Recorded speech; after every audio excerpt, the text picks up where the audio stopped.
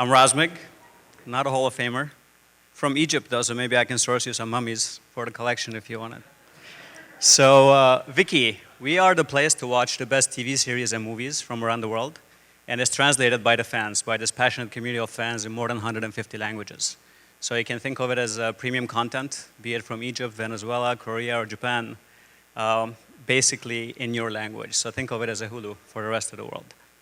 Some numbers. We came out of beta in December last year. We were building it as a side job for about a year. And we have 1.1 billion streams to date. We just clocked that beginning of the year. About 4 million users.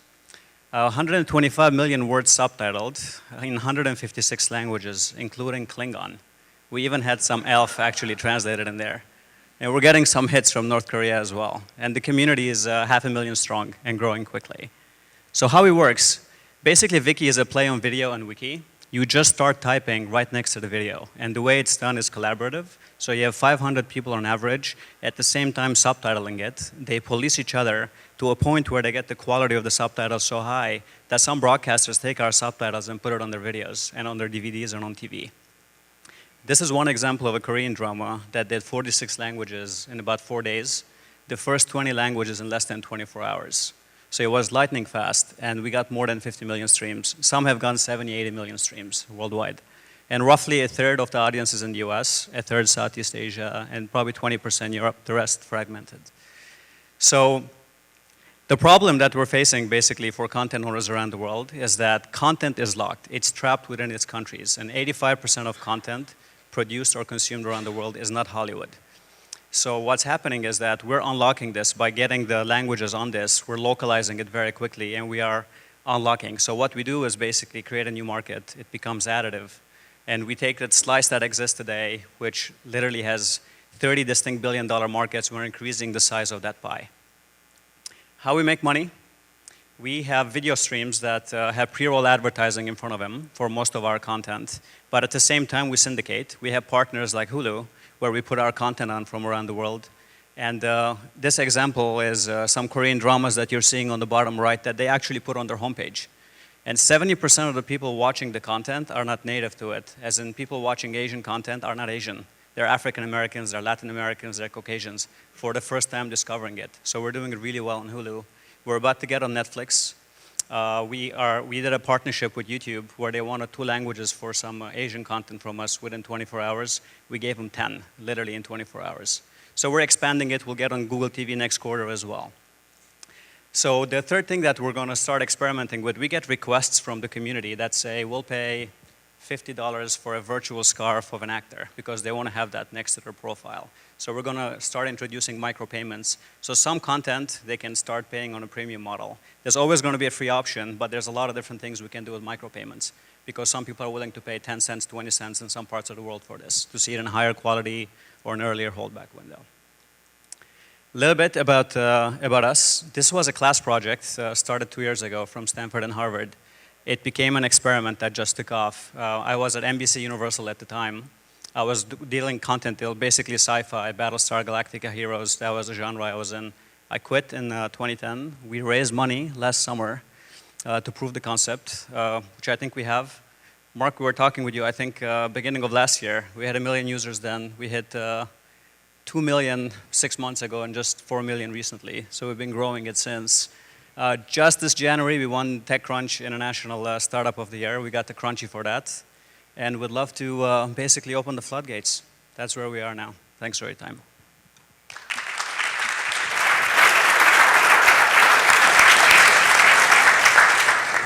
Stay right here. You don't get off that easily. Maybe you do. I don't know. We'll find out in just a minute. Mark, one of the focus areas for me as an investor right now is the disruption of television and film. Which is what I love about ViKi, which is what I loved about ViKi a year ago. What ViKi's doing is taking international middle-tier content rather than complete head-end content and making it available for global audiences, of which we as consumers don't realize just how many large sub-segment markets there are. So I love all that. What I want to understand is what you've done on the rights side, because you don't, historically, you didn't have the rights, the content rights. So what have you done to secure rights and international distribution rights? And number two is, where is your strategy relative to driving people to a website or a portal, whatever it's yours, versus enabling people who have audiences by providing transcribed, translated television? Right. Like I'm sorry, Hulu. third question I just quickly want to know about is, you didn't talk much about the population of fan subbers and how the development of that is going and whether that's a strategic asset for you. Okay, I'll try and remember the three. Starting with the content side. Actually, it took a year to close the first content deal. It was really difficult.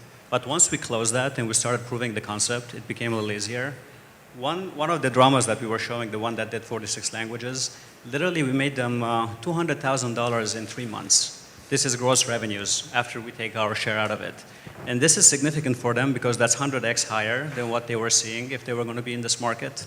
And that was from US alone. So for them, for the first time, they're starting to see significant revenues. So that actually opened the entire category of Korean. From there, we went to the Japanese animation. So now we have 10 different countries that we're licensing from. But you got to go direct with the broadcasters. Sometimes you have to go to producers because broadcasters want you to wait 6 months for that market. Fresh content basically is the most important part, and fans are not going to wait for it. A subset will always go find a place to pirate it. So sometimes the producer model is working really well because we get it worldwide, we get it simulcast, and basically we can have it without anyone else. In your website, or are you enabling other people's? So right now, I would say 80% of the traffic we get, that 4 million that you are seeing, users a month, is on ViKi. That doesn't even include the Hulu traffic, the YouTube, Dailymotion, et cetera, et cetera. But what I'm doing there is we're creating a 1-week window. Before we even get it to Hulu, it's always on ViKi first because it needs to be translated on ViKi first. So the cream of the crop, the traffic that's going to see it anyway is coming to ViKi. When I have it on Hulu, at the end of each video, Hulu actually sends the traffic back to me because it says, if you want to watch more content, go to them. So instead of putting 100 Korean dramas, let's say, on Hulu, I can cherry pick the best 5 because I know it's already in English, I know it has done well in the US, and then I know they're going to do well on Hulu. So it's a win-win for us. Fan subbers, how big is that population of people? So 500,000 people are contributing actively. This can be a subtitling, or it can be creating a timed comment next to part of the video. Oh my God, his hair is great, kind of a thing. I would say 25,000 people are very active subbers. They're coming in every other day. And 60% of our audience, out of this 4 million, they're coming in daily. It's extremely, extremely sticky. Okay, good. And just to make sure there's time for other questions. Does that cover your question? Covers my 3, thank you. So you said you're monetizing this with ad rolls up there? Yes. Any other plans? Yeah, so the micropayments is one, the syndication actually. So I would say 25% of revenues are on our site right now as the pre-rolls. Unfortunately, some markets it's harder to monetize. So in the US we're doing it, in Europe we're doing it, parts of Asia. And there's actually a big shortage of inventory for ads. CPMs globally are going up. So I think that's already in itself a good one. But the micropayments model, if you look at Nico Nico Doga in Japan, they do like $5 subscription on a monthly basis, or Webhards in Korea. There are more than 100 million companies that are doing this. So enabling them to pay from a Facebook credit or through, let's say, mobile, if we're doing it through Zong or somewhere else, would be good.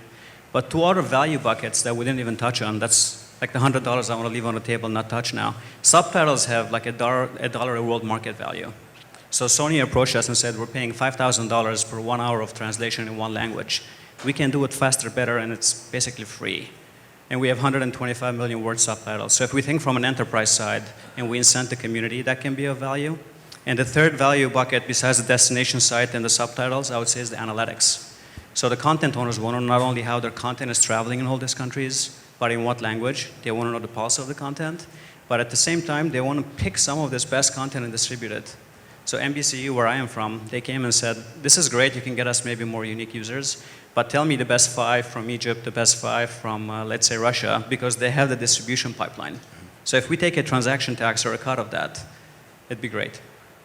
We just came out of beta, so we're figuring it out, but I think there are lots of different value drivers that we can work on. But first and foremost as a destination site, because if we lock that and get the community and get the traffic and get the analytics, we can open up the market from there. I'm curious about the dynamics of the community itself. Is this all just people doing it out of a passion for foreign film, or is there some sort of financial incentive or reward or reputation score? No financial incentive. We've actually even asked if they want it. They want privileges. So once we get the point system in, so if they want to see something without an ad or they want to see it early, they would do it. But typically there are a few buckets that come out when we ask them why they're doing. A lot of them actually want to learn a new language. And ViKi started, one of my co-founders was studying education technology. So she built this tool for people to actually translate videos. Her husband and my classmate at Stanford, we actually put an entertainment spin behind it. So we put entertainment videos, and that's sort of when it took off. So a lot of people still come to learn a new language. But when you also ask them why they do it, some people say this is a language bridge, a cultural Silk Road. They do it because they want to be the first to discover and take that content to other parts. And some people do it purely for game mechanics. We have leaderboards, and they get to see their face next to the content. They get badges and different things. So different reasons. Great. So I love the crowdsourcing angle here. I mean, I think it's one of the more powerful trends sort of alive online today. So kudos to you for embracing that. I think it's incredibly powerful. Can you talk a little bit about what the mixture of your audience is today? Sort of U.S. traffic versus international traffic. It's sort of a segue to Paige's question about advertising revenue. Right. My experience with companies in the States and advertising is it's a lot easier to monetize domestic traffic than it is international traffic. So maybe you can talk a little bit about your audience, sort of your current revenue breakdown, how much is advertising versus where you would like it to go among kind of the other buckets of potential you've talked about. Sure. So audience-wise, a third is the US. Sometimes it goes up to 40, 50%, depending on what content is doing well. We're not just movies, actually, we're majority TV series. And 90% of the content we've secured to date, we actually haven't put on ViKi yet. Frankly, we want to get the product right first. We want to have the hooks so people come and stay and discover more things. Europe is typically 20, 25% that's monetizable, and Southeast Asia goes up to a third, I would say. The rest sort of fragmented. But we get random countries that tip. Saudi Arabia tipped all of a sudden. Thailand all of a sudden tipped. And this is all organic because these power users are also evangelists of the content. In terms of monetizing it, right now it's pre-rolls in the syndication through the likes of a Netflix or a Hulu. But I think that's going to be a small percentage. I think the model of doing it like a 10 cent, for example, where you're charging them small packets, the micropayments is going to be, I would say, 70, 80% of the revenues. But even the ads alone is not small. So I was having a conversation with the BBC a few days ago. They bid ad sales team around the world, and their CPMs are very high. It's more than $20, sort of bordering Hulu around the world. But it took them 2 years to build that ad sales and get the right inventory. And our content is premium. It's not UGC. So this is not sort of boring novellas, let's say. This is stuff that's high production value from those countries. I think we can monetize it. So we got to figure it out if we want to do it through someone else or if we want to sort of marginalize that and do it ourselves. These deals that you're cutting, are they exclusive? Some are, some aren't. Most are worldwide.